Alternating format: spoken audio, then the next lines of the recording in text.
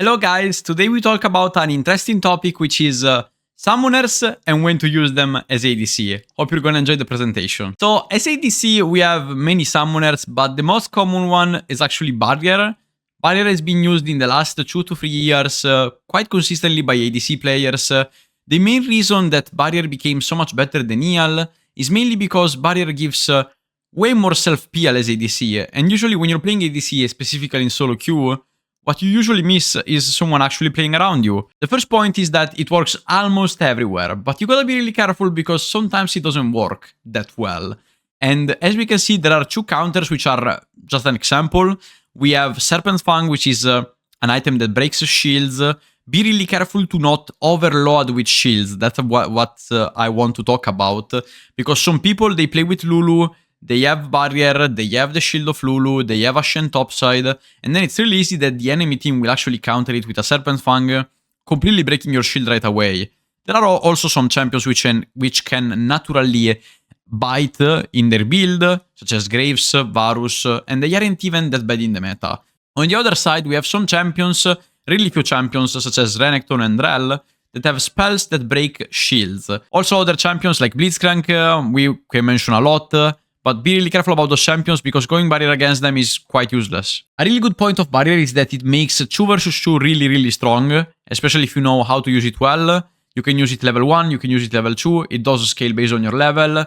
And when you're playing 2 versus 2, every time the enemy has to keep in mind that even if you're 100 HP, you have the Barrier. It's a really annoying thing to keep in mind, because if the enemy just like flashes forward, not keeping in mind the cooldown of your Barrier, he might actually make a huge mistake. Another really broken thing about Barrier is that the cooldown of this summoner is one of the lowest in the game. I think it's 3 minutes if I'm not wrong, 180 seconds. And because of that, it has such like a huge utilize. You can just like use it so much consistently and it gets so much value because of that. Now let's go to EAL. I want to talk about EAL. EAL became more of a super spell, so ADCs tend to not use it anymore. Back in the time again, ADCs were the ones keeping EAL and the support was always going Ignite, but now we see a position where ADCs go Barrier and support go EAL, so that they have a double layer of defense, especially from a 2 versus 2 perspective. They feel really strong even without having Ignite. It's more of a way of actually not losing the lane, rather than saying, I want to win the lane, we go Ignite and EAL, right? Instead, with Barrier EAL, you are so defensive that you're also aggressive in a certain way. So that's why EAL became more of a super spell. Also, we are seeing a lot of engagers, Nautilus, Rell, actually going EAL instead of Ignite, but it's not because of the EAL, and we're gonna get to these parts. So in fact, the first point is that you have a boost of movement speed that's really strong. In Aigilo, people are using mostly heal, not because it heals, but because it gives a boost of movement speed that they can use whenever they want to dodge a spell at the last second. There are some counters to heal, of course, anti-heal in general, so Ignite and Grievous Wounds, which is not that good in the game right now. I don't feel like anti-heal is that good, like itemizing it is kind of a pain, but besides that, heal is not that strong that you'll have to actually buy anti-heal because of that. Now, Cleanse is really bad in this meta because as everyone is running Barrier heal, their lane phase is really strong. And if you actually follow League of Legends a bit, you know that the games right now, they start right away. You don't have to wait like half an hour, you don't have to wait a dive, an invade, something like that. No, the game starts right away, you have to enter the laning phase, and you're gonna go full 2 versus 2 right away. So having a cleanse in the early game feels really rough. I would almost never pick it because it weakens your early level. Compared to someone that doesn't have barrier, you basically have 200 flat HP in less if the barrier is used well. And so that's why people are not using it as much as usual. There are some contexts in which cleanse is of course needed, but we're gonna talk about them and do some samples later on to let you understand when cleanse is actually useful.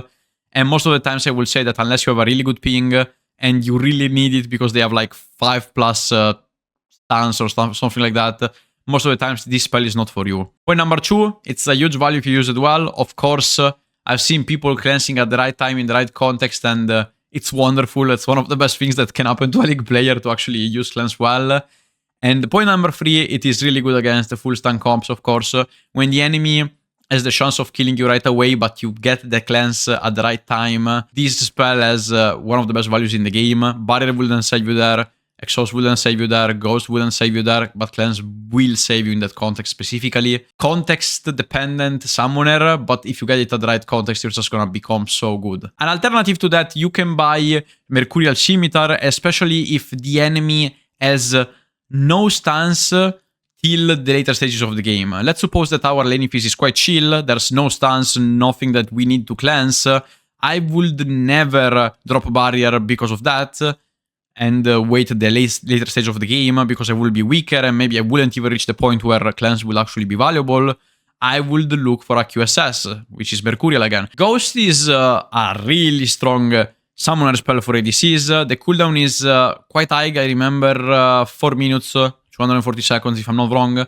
It is really broken with specific ADCs. I put Ashe as an example. If you pick Ashe in the right context when the enemy has no hard engage and you fight level 1, you can easily win the lane by simply pressing Ghost level 1 and just trading the enemies. If you have good kiting basics as well, and you know really well spacing, kiting, Ghost is one of the best summoner spells in the game. Not everyone is really good at spacing and kiting, so Ghost could be a double-edged knife, let's say, because if you Ghost towards the enemy and you misclick, for example, you might actually put yourself in a really awkward situation sprinting towards the enemy. So I will say that Ghost is still like a Diamond plus summoner spell. If you use it really well, it feels like awesome, but if you use it badly, you can even like sprint towards the enemy team and just die. Another really good thing is that, of course, it is really good against melees. You can space them by simply pressing a button and then they can never reach you. Some champions just feel really powerless when you have a lot of movement speed. Darius, Garen, again. Just like try to itemize it when you know that they have no reliable source of hard engage. If you're playing against a Camille, for example, Camille will always ult you. So ghosting, it's kind of useless anyways, because they have an hard engage source and it's really hard to run away from it. Now we come to the last summoner, which is Exhaust. Exhaust is one of the best summoner spells for good 1v1s. Honestly, I do believe that Exhaust is quite underrated on the ADC space. Many champions like Jinx, Draven, and champions that search skirmishes in general, such as Kai'Sa, they can go Exhaust and they might have a really good success with it. Usually, you take it either for 1v1s, as we said, for the first point, or because the enemy has heavy damage that's kind of unavoidable. Yasuo Diana is a perfect example of it. When Diana jumps in, she ults and Yasuo ults. Those are unavoidable damage, and using Exhaust is denying way more damage than a barrier would. On top of that, I find myself to say that it is really good versus full AD rather than AP. Exhausting an AP mage doesn't feel as strong as like exhausting an AD character. That's usually what I felt. Like if you're exhausting a Draven, it feels way stronger than exhausting a Wei, for example. The slow is the same, the reduction of damage is the same, but it generally speaking feels easier as well, because when you're playing against a mage, you should never be able to actually go in his range.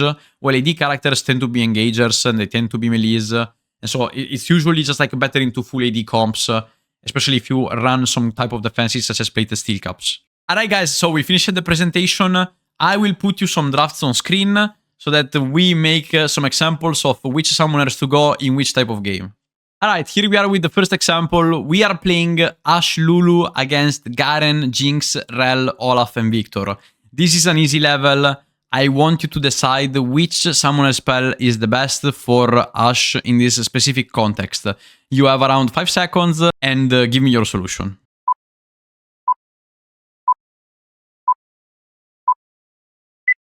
Alright, the best answer for this game is of course Ghost. Whoever did it right, good job. When you're playing against Jinx Rell in the laning phase, you already have a huge advantage. Mainly because Rell is quite slow and Lulu is arranged, and you're also like arranged with Ashe. So getting Ghost level 1 will automatically win your lane. You simply have to Ghost level 1, look for a trade, procure little tempo, and you will 100% win. On top of that, you can easily flash the Rell W, you can just like make it work really well. And outside of the lane, they don't have a reliable way of hard engaging outside of walking at us.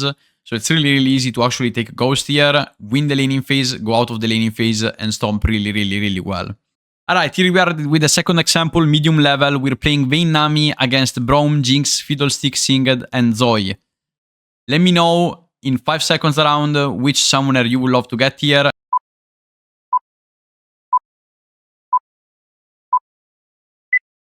If you said clans, you were wrong. As you're playing Vayne, you are able to play way more chill than usual champions. So you can go for an on-hit build and specifically go for Mercurial without much problems. More than that, Braum Jinx is a really strong lane, specifically speaking. Your lane is really strong as well, but I will never drop Barrier to actually go for clans. That's because Braum is gonna go for Real, Jinx is gonna go for Barrier, and their skirmish level 1 is really strong. So even if we cleanse perfectly the Braum stun, supposing that we're at really a high level, we're still not gonna have the same value and the kill potential is nearly 0 anyways. So what I will try to do as Vayne here is to try to survive the lane, get out of the lane, and eventually once we reach the mid game, we're gonna think about how to deal with everything else. Alright guys, last test. This is hard difficulty. We are playing Senna Seraphine against Diana, Wukong, Jinx, Thresh, and Yasuo. The enemy comp has a lot of hard engage. Let me know what you think.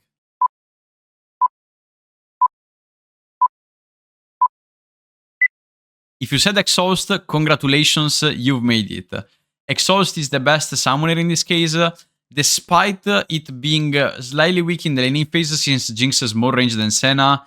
Technically speaking, for the later stages of the game, Diana, Yasuo, and Wukong tend to be full all-inners, and exhausting them is just like so much better than going for a barrier, for example. Guys, thank you so much for watching. Let me know down in the comments what you want to see, and if you enjoyed this type of video, or you prefer something where I kind of like teach through live games or other stuff like that. Just write it down, I will read it, and will reply in no time. Thank you so much, have a nice day.